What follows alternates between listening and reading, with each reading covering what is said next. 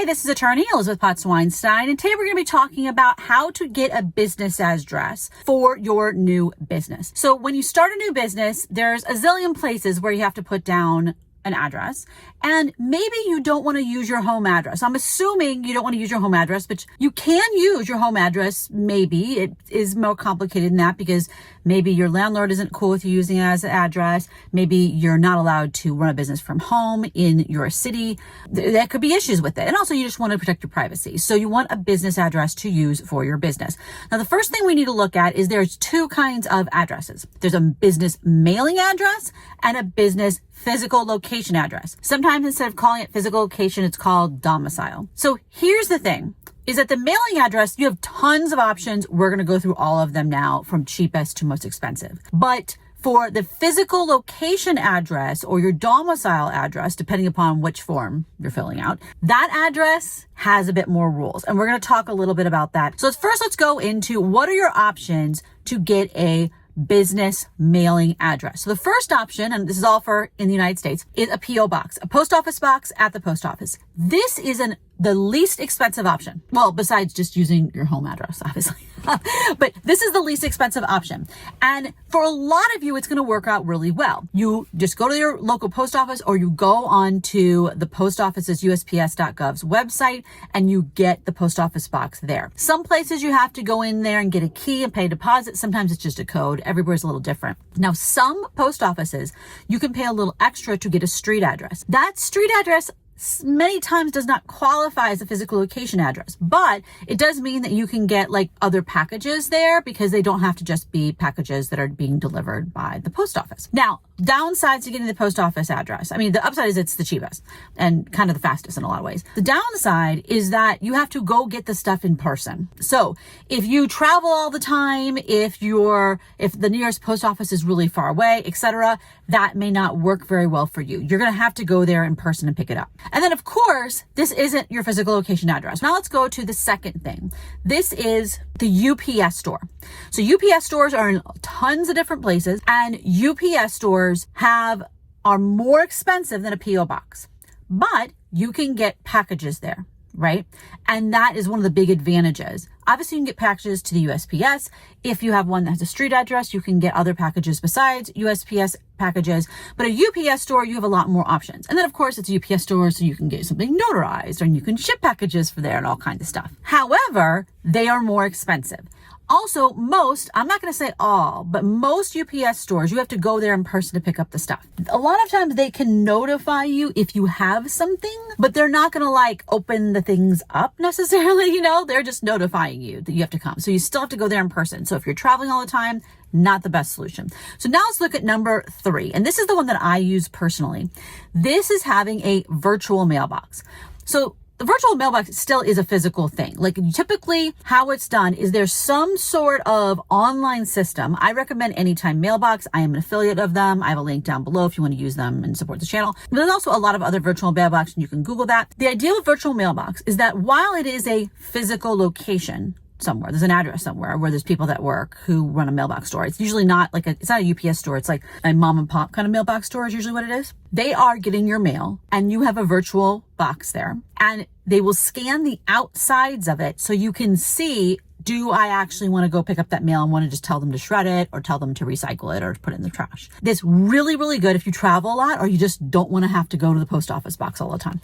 The downside is that it is less secure because the people there are taking the stuff and putting it in a box. It's not like it just stays within the post office, not that saying that the post office is perfectly secure, of course, but the virtual mailboxes and the UPS store mailboxes have employees that are sticking your mail in the backside of the post office box, of the little PMB boxes. And there is an issue with that. And if you actually want them to open up your mail and scan it, which they will do, but that means you have strangers opening up your mail. For some reason, people, that doesn't work. Now, for me, how I use it is that for kind of ordinary stuff, I get almost no mail, okay? But when I do get mail, for ordinary stuff, I just have them open it. Oh, this is an advertisement for this thing, that kind of stuff. If it is anything that is important, I don't have them open it. I have them just mail it to me, and I give them an address to mail it to. So this is very good for being able to find out if you have mail. Now, the downside of virtual mailbox places is that they scale, and every one of them is different. Like, when I mean everyone, I don't just mean the companies. I mean the little addresses are different price. They're all different on how much mail you can get in your package before they start charging you more. So it'll be like, oh, with this package that's really low cost, you can only get 20 pieces of mail per month. And then after that, you start getting charged more. Maybe that one, if you get a package, they only hold it for free for 3 days, and then they start charging you daily fee. Other ones, oh, you can get a package, they'll hold it for free for you for 30 days. Or you can get 100 pieces of mail. Like, you can see it's really different. So you have to kind of know, how much mail am I getting and how much mail am I going to get? How am I going to use this? For example, one use of this that would not be helpful is if you are selling products directly. So you're not using like Amazon for it. You're actually selling products directly from, where you are, and people are going to return it directly to you. If you're going to be getting returns, probably makes sense to use like a PO box versus an anytime mailbox or virtual mailbox, because the virtual mailboxes will charge you per package. And if you're getting a lot of returns, that could be a lot. Where the post office box is just, you get the certain post office box size and then you go pick up packages when you go there. So it is a lot of it. There is a difference depending upon how you're going to use it. Now, if you have a business like mine, I have 2 businesses, my law firm and then all my content creation stuff. I get almost no mail. Like, it's very, very small amount of mail. So I can use a really low plan. It's just there so I have an address for things, I can fill out forms and have an address, and occasionally, rare occasions, get some mail. But let's say you actually need a physical location address. Okay. So there you can try using the PO box address where it gives you a street address. That can work for some forms that you fill out as a business owner. But here's the problem. Okay. Some government agencies actually look up the address. I mean, they literally go on Google Maps and look at that address and see, what is it? Is it a UPS store? Is it some mailbox place? Is it a PO box place? Or is it your place and there's like a sign that has the name of your business? Like, they're looking for that in the physical location. So if you're at some shared place, they won't accept it. Okay. If you're at some mailbox place, they won't accept it. So that's the next things may or may not work for that purposes. So number 4 is a co-working place. Co-working places can be somewhere like a Regus. Regus is might be the biggest one that has offices all over the place. Regus also has bought some smaller ones, and those smaller ones are still running under their own brand, but it's actually part of the Regus network. And then there's a local co-working places all over the place. I've even seen fairly small towns that have a co-working place. Now, the great thing about a local co-working place is it will probably be cheaper, and they'll probably be cooler and have better benefits and stuff. On the other hand, Regus is a network. It's all over. So if you have like a Regus co-working membership level or whatever, you can it's included to work at other Reguses. So if you travel for work, that can actually make a lot of sense. On the downside, you will have to pay extra for the different levels of things. So like, if you want to have a co-working space where you also get mail and you use it as your address and then you'll have to pay more fees for all those different things that you need. A lot of times at a co-working place too, you can also not do the co-working and just do the business address, something to be aware of. Now, the downside, besides it costs a lot more, like significantly more, like maybe $50 or $100 or $300 a month, it depends on location, versus, $20 a month for a PO box. Okay, so huge difference. The other downside is that some government agencies will not accept Regus or a co-working space as a real business address because you don't have like a lease, like a regular lease to have a permanent location there. Now, sometimes you can be actually renting office space from Regus where you have a lease for like literal, your own office.